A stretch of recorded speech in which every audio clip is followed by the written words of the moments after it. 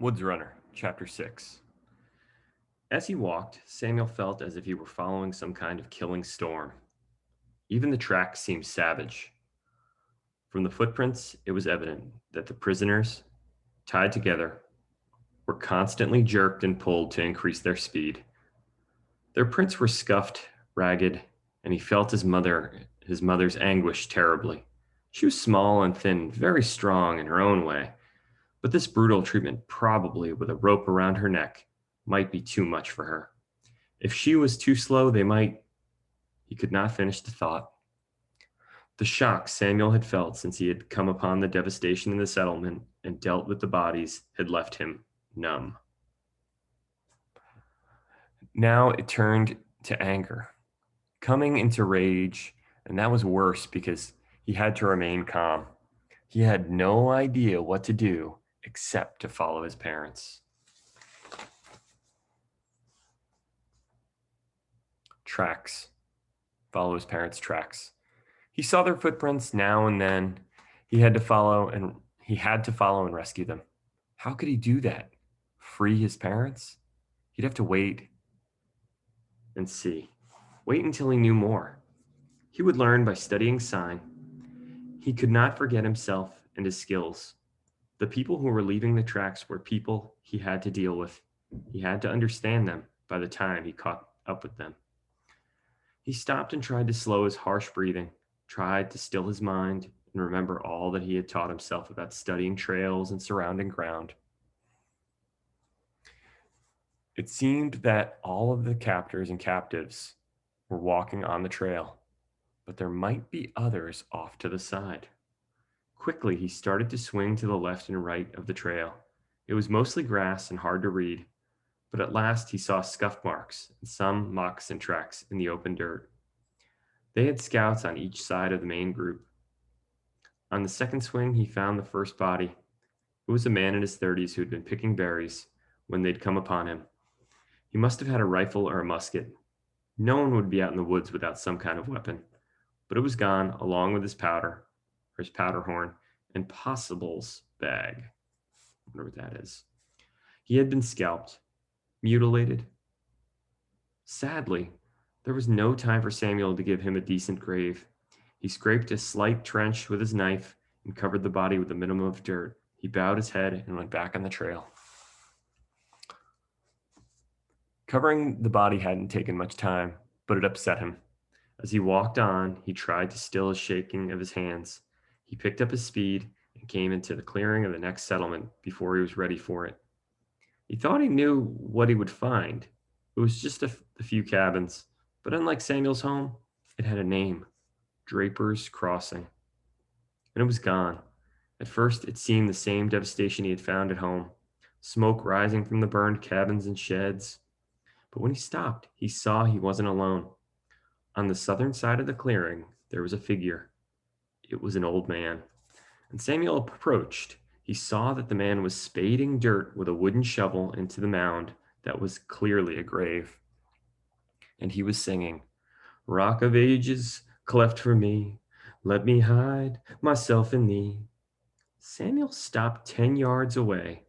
He saw no weapon, but he stood ready, rifle held across his chest, thumb on the hammer. As the old man patted the dirt with the shovel, Samuel could see 4 other grave mounds where the cabin had been. The man said in a sing-song voice, "There to sleepy, little darling, there to sleepy with the Jesus boy. All to sleepy, little darling, all too sleepy with the Jesus boy." Samuel coughed, but the old man did not turn. Jesus came, the Jesus boy came, and took them all up to heaven. How long ago were they here? Samuel finally interrupted the man's song. The man turned toward Samuel and kept up his singing. "Lordy, then the Jesus boy came and took them all to heaven. There was Draper and Molly, and they came and took them all to the Jesus boy." How long ago? Can you tell me when they were here?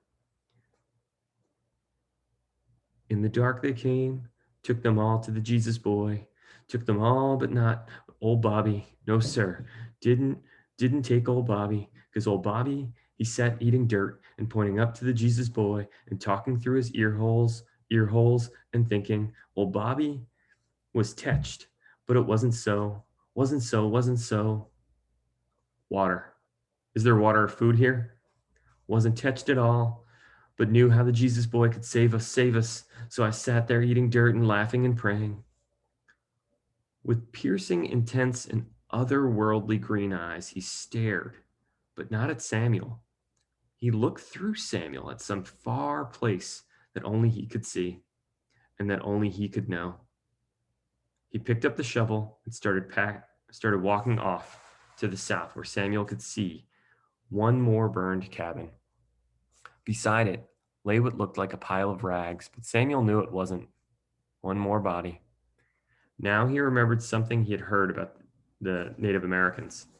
Considering that he had lived his whole life on the frontier, he knew very little about them.